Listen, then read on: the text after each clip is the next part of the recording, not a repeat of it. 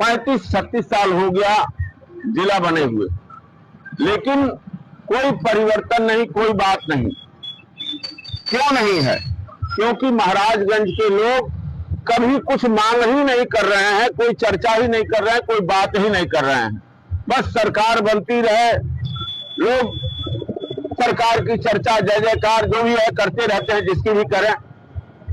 महाराजगंज की जय जयकार कब होगी जब महाराजगंज के लोग आर्थिक दृष्टि से मजबूत होंगे।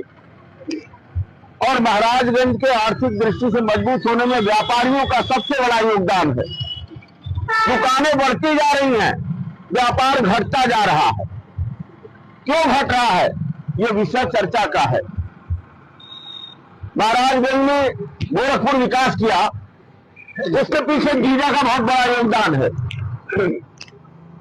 तो गीजा का योगदान है। महाराजगंज में ऐसी क्या कमी है कि महाराजगंज में औद्योगिक क्षेत्र नहीं बढ़ रहा, उसकी स्थापना नहीं हो रही है?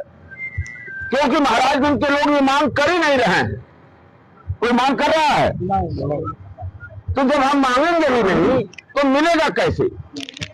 और महाराजगंज में नेताओं की कमी है, महाराजगंज में नेता नहीं है, ये एक कमी है। अब यह जन जागरण अभियान हमेशा इकट्ठा करते हैं कि लोग इकट्ठा होकर के एक जगह आवाज उठाएं, इसकी चर्चा हो, इसकी बात हो।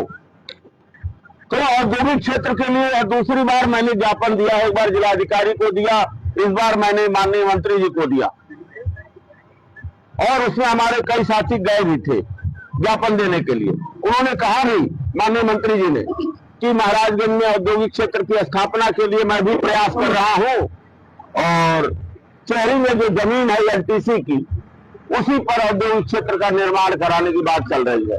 और केंद्र सरकार चाह है तो ये कोई बहुत बड़ी बात नहीं है।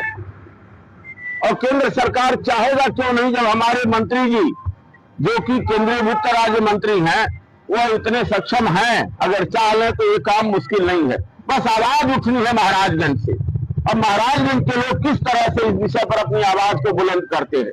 देखिए, रेलवे के लिए लोगों ने आवाज उठाया, आया बिल्कुल सही, काम बहुत तेजी से चल रहा है।